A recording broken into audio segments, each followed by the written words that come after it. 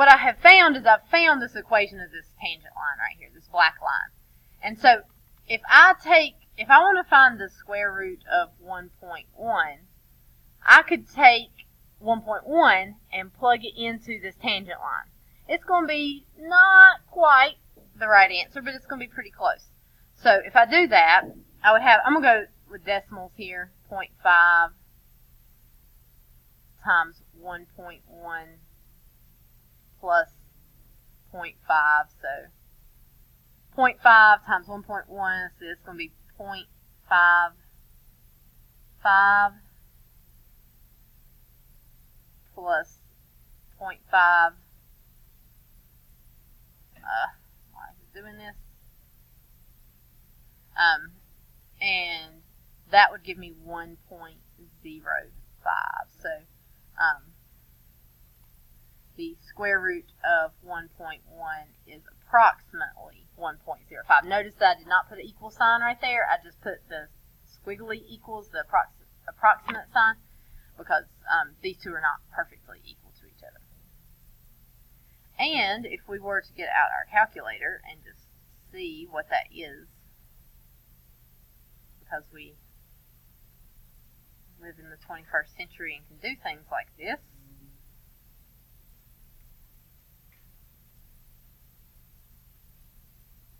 so we would square root of 1.05. Oh no, hold on. This one do square root of 1.1, and if you do square root of 1.1, it is 1.04881. It's the actual value. But 1.05 is a pretty good estimate. So if I needed to know that, it would work for a lot of things that I was doing. What's kind of amazing is that they could do very much more accurate than that calculations. They could approximate that much more accurately. So I think that's kind of cool. Also, this is a good opportunity for me to tell you about a horror story of AP Calculus administration, not from here. As far as I know, definitely since I've been teaching, and as far as I know the history of Elkin High School, we've not had any major issues with AP testing. I think one year, Jacob Belia showed up and they had not ordered him a test, and they didn't have enough tests, so he had to take it on the makeup date. But he got his grade and it was fine. Nothing terrible happened. But whenever I go to training, sometimes they tell us of warnings of terrible things happening. And they told us that in one particular instance, they were grading all of the papers, and they were recognizing that maybe the answer was something like square root of 8. That's what we're going to have on the next problem. And all of the students were getting the answer of square root of 8 as a decimal that was correct to 3 decimal places. And so, there are methods where you could find the square root of 8 and get it correct to 3 decimal places by hand without a calculator. But they felt it was unlikely that students were doing that without showing any work. So they found out that that particular class had been given their calculators on the calculator inactive section. And they used their calculators on the calculator inactive section, so they voided all the scores for that whole entire class, and they did not get any credit for their AP exam at all. So if something were to happen and whoever's administrating your test tries to give you your calculator when you're not supposed to have it, do not be like, oh, yes, we get our calculators. She's messed up. We're going to all do great. Because if they find out during grading, because I don't know exactly how they split things up, but they were recognizing that all of these students from all the same school were doing the same thing, then they can go back and void all of your scores, and that you do not get to take it again if they do that. And that grading takes place after the makeup date. So if they notice things like that during grading, nobody gets to redo it. And the other horror story, this one's not related to the square roots, but the other horror story, I feel bad for these kids. I don't feel that bad for the kids that used the calculator when they weren't supposed to, because I feel like they probably knew they weren't supposed to have the calculator. Probably. I feel a little bad for them, but not that bad. But now, I do feel very bad for these students. I am not allowed to be in the room whenever you guys take the test at all, which is not an issue because y'all test over at the Elkin Center and I'm not going over there. But there was a school that they tested in their same building, which is, you can do that, that's okay. And the teacher of the class was walking by the testing room. The teacher noticed that there was no proctor in there giving the test. I don't know what happened. Maybe there was an emergency. She had to go to the bathroom. I don't know what happened. But nobody was in the room with the students. So the teacher went into the room with the students. They voided all of their scores. They did not, nobody got credit. Nobody got to take it over again. They were all voided. And I felt really bad for those kids because it was not their fault that that happened to them. Yeah, but they did not get credit. So if any of those things happen, especially the calculator thing, you have some power over that. If you're, I will not be over it. I think they would have been okay, like if your proctor gets sick and throwing up and is running out of the room, and somebody comes back in later, I think you'll probably be okay, maybe, hopefully. But the teacher going into the room is what really got them in trouble, because the teacher cannot be anywhere near the students. And we might also watch this other movie about how there was this, like, there's a movie called Stand and Deliver. Have any of you guys heard? It's a movie about it's about the AP Calculus test. There was this teacher in California. This was like early days of AP Calculus, and he had, like, it was a very terrible, underprivileged sort of school, and he, like, selected students that he saw promise in, and he started from, like, when they were a little bit younger, and trained them so that they could take calculus, and they all did really well. And AP made them take it over because they did not believe that those students could have actually done that well. They thought they had all cheated. Yeah, it's a pretty good movie, actually. But it's kind of interesting, and it's based on a true story. So that they thought that there was no way that those students could have possibly done that well. But then when they retook it, they all did well again, and then they let them keep their scores. I feel like that was more fair. I mean, it was kind of mean. Although, there is a reason to be suspicious if a school goes from not having an AP program at all to having 25 kids all pass the AP exam. There's a reason to be slightly suspicious there. I think there was probably definitely some other motivations there that made them more likely to consider that. Anyway, that is interesting. We might, if I'll leave that one out maybe for. I don't know if I've got that one on DVD. I've got it on video. I don't know if I have it on DVD. I don't have a VCR, so. But it's a good one. All right, so approximate square root of 8 using linear approximation. So in this case, they're wanting you to find the tangent line, and your equation is f of x equals the square root of x. And if we're using a linear approximation, it did not tell us what number we need to use as far as our tangent line. But what would be the closest number that we could use that we could do without a calculator?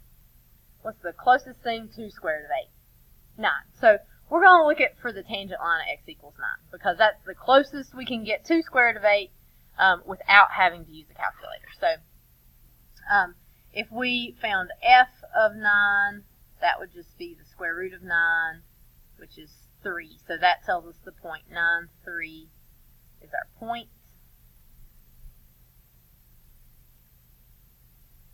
And then we would find the derivative, which we've already found. So I'm just going to, the f prime of x is 1 over 2 root x. That we found on the last problem. The derivative is the same. So we'd find f prime of 9, which would give us 1 over 2 times the square root of 9 So we would get 1 over 2 times 3. So we'd get 1/6. So that means our tangent line is y minus 3 equals 1 over 6 times x minus 9.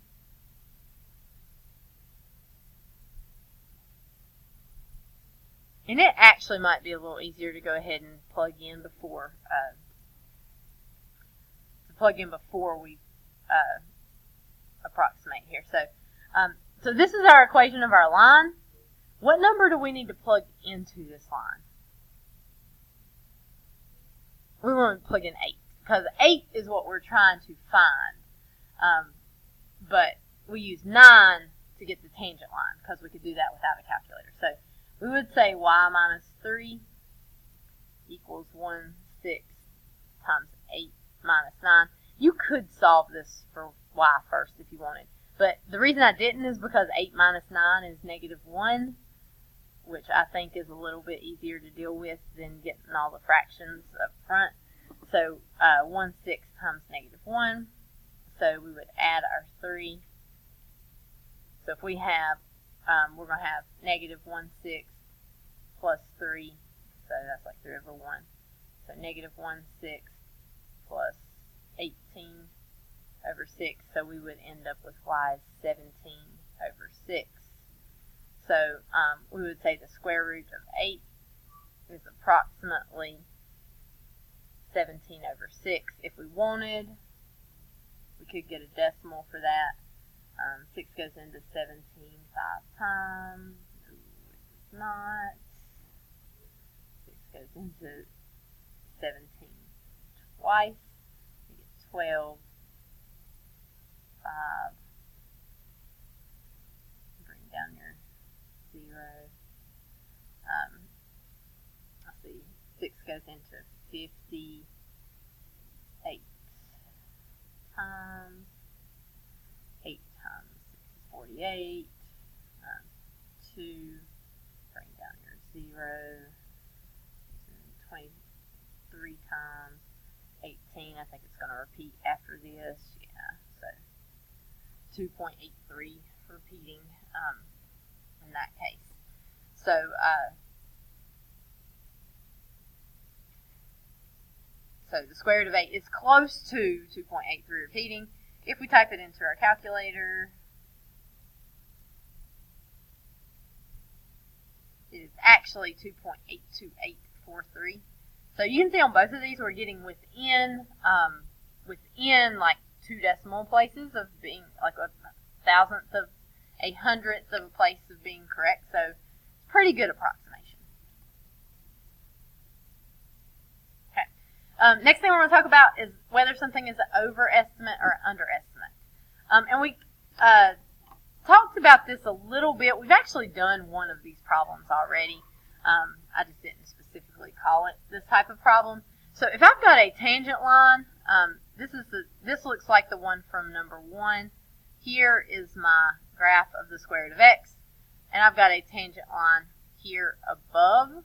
So if I use this tangent line, is it going to give me an overestimate or an underestimate?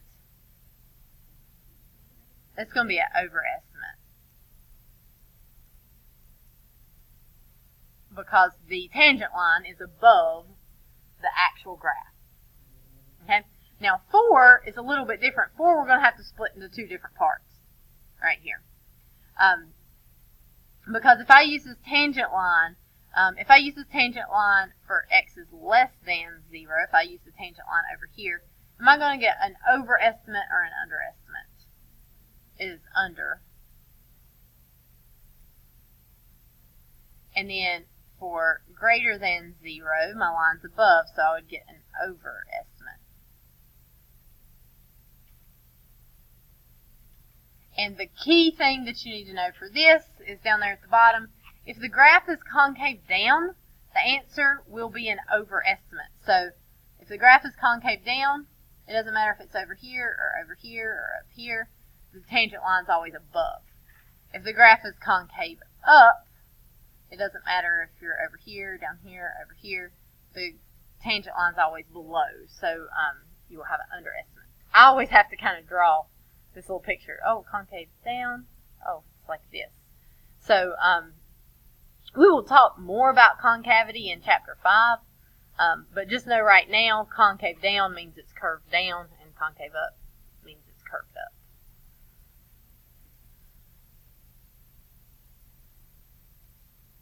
Okay, so we have this equation, f of x equals 3x squared plus 4x minus 2. We're supposed to use linear approximation to approximate 2.1. Now, I will admit, it's not that hard to plug 2.1 into this equation. Even without a calculator, it's really not that difficult, right? You're going to have to do 2.1 squared,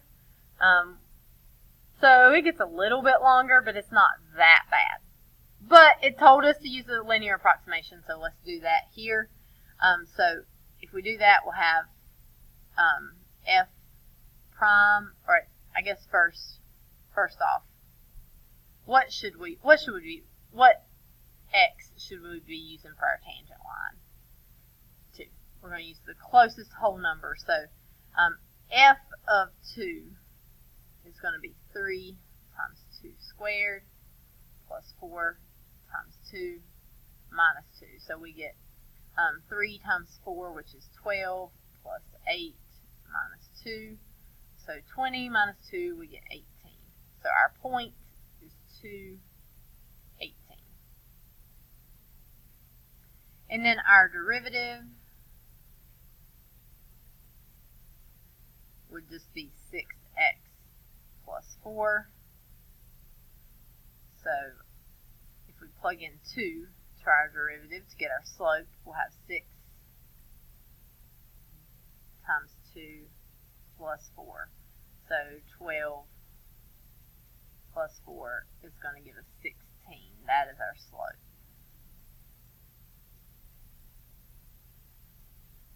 And so the tangent line is y minus 18 equals 16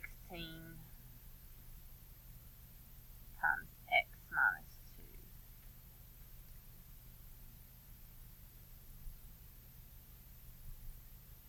And it really might, you can do this either way. You can plug in your number now, or you could solve it for y first. It really doesn't matter.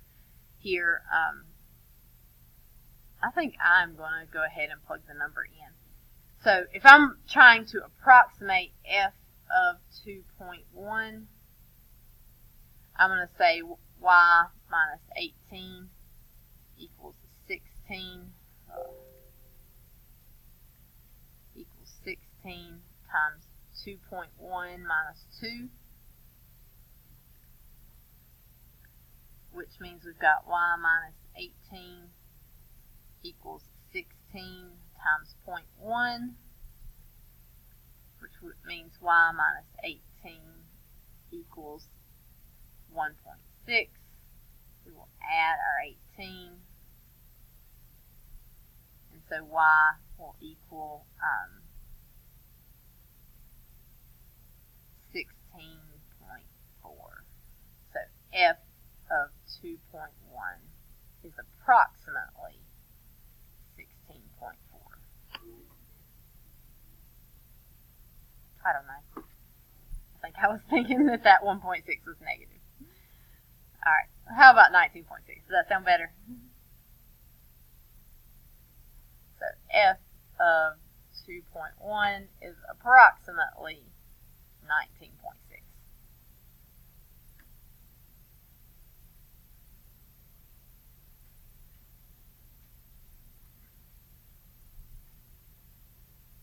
And if we just look at this real quick, I think sometimes it helps to see what this looks like graphed out.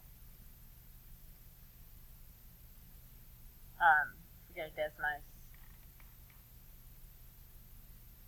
the equation was y equals 3x to the second plus 4x minus 2.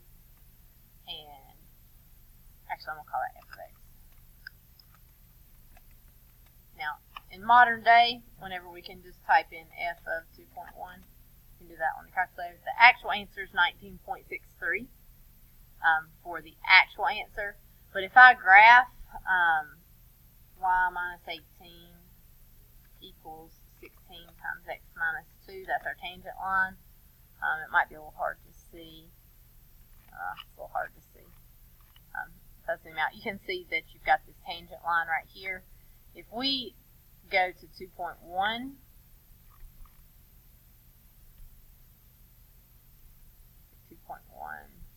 here, let me just do this. 2.1.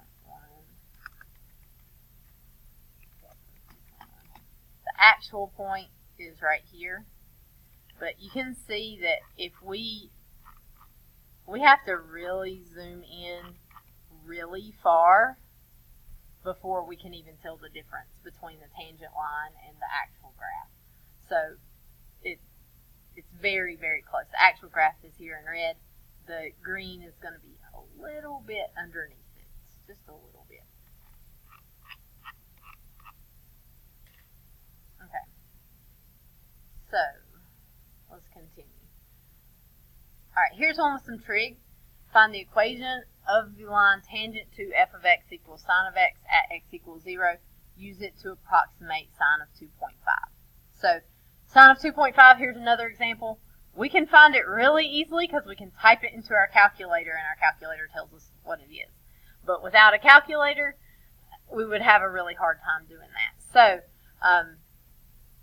let's find the tangent line at 0, and then we're going to use that to approximate sine of 2.5. So f of 0 would be sine of 0, and I keep saying we need to practice our unit circle. What is sine of 0? It is 0. Sine of 0 is 0. So that means our point is 0, 0. If we take our derivative, f prime of x is cosine of x. And so f prime of 0 would be cosine of 0. What is cosine of 0? It is 1. Okay, so that is our slope. So our equation is really simple here. You have a y-intercept of 0 and a slope. So your equation is just y equals x. So if we're finding sine of 2.5 degrees, it's going to be approximately just y equals x. So we're plugging in 2.5. It's going to be approximately 2.5. Now, I probably should not have put that in degree mode, in degrees right there, because nothing on the AP exam is going to be in degrees. It'll all be radians. So they might ask you to approximate, like, it could still be 2.5, but it would be radians instead of degrees. And you probably wouldn't use the tangent line at 0 for that.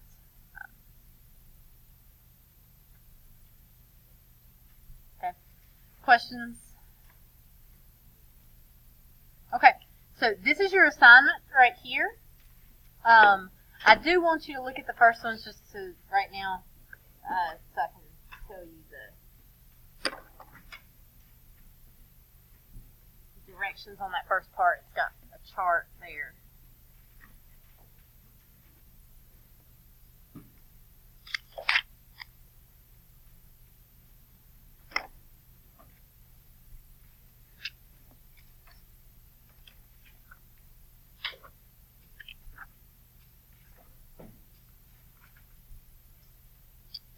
So on that first part, it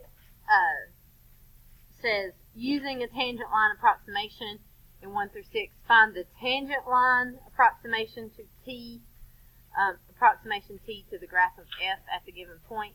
Use this linear approximation to complete the table. So what I would like for you guys to do, I'm just going to show you, like, on number 1 what I am expecting of you. So you've got f of x equals x squared. And then the table for each one is going to be x, f of x, and t of x. And so you've got you'll have 1.9, 1.09, so 1.99, 2, 2.01, and 2.1. So what I want you to do for this, you can start off, use your calculator, find 1.9. Actually, what you can do, the quickest thing, this first one's really easy, but you could go to y equals, you could type in x squared,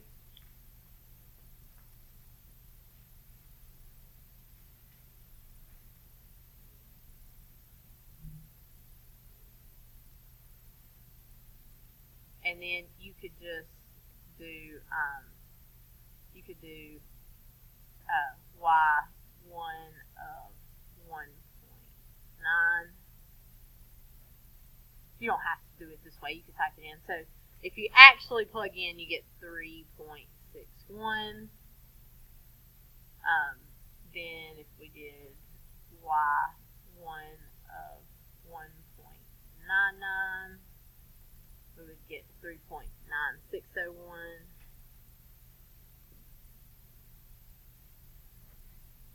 Obviously, 2 squared is 4. If we do y1 of 2.01, we're going to get 4.0401. And then y1 of 2.1. So your time is 4.41. So those are the actual values. And then the t of x is supposed to be your tangent line approximation. You'll be doing this at 2. So we know f of 2 is 2, so that's the 0.22. F prime of x would just be 2x. So f prime of 2 is 2. This is not the best problem because everything ends up being, oh, I messed that up, didn't I? F of 2 would be 4.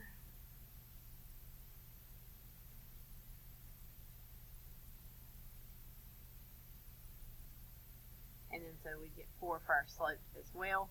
So our tangent line would be y minus 4 equals 4 times x minus 2.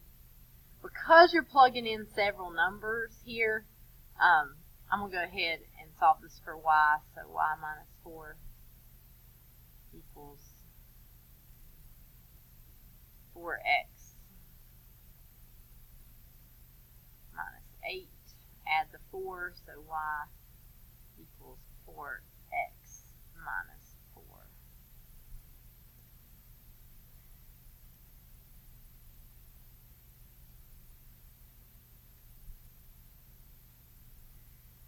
And so now typically you would be doing this maybe because you couldn't do it with a calculator or didn't have the information to do it. But I do not want you to spend hours doing this stuff without a calculator. So then just do, 4 times 1.9 minus 4. You can use the calculator. So we get 3.6. If I do 4 times 1.99 minus 4, I'd get 3.96. If I did 2, I would get 4, because you'll notice that they'll always match right there at that point. If you plug in this, I think you get 4.04.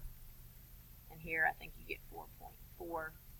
And so you'll see that what they're wanting you to see here is that, like, notice right here, I was off by 0.01.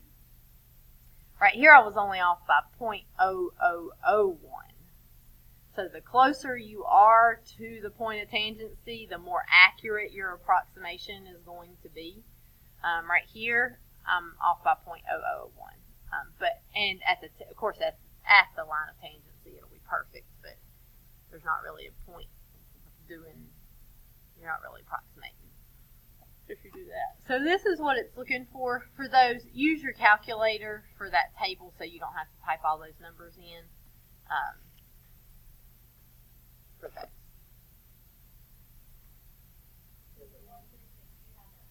Yeah, 1 through 6, the same table, same numbers.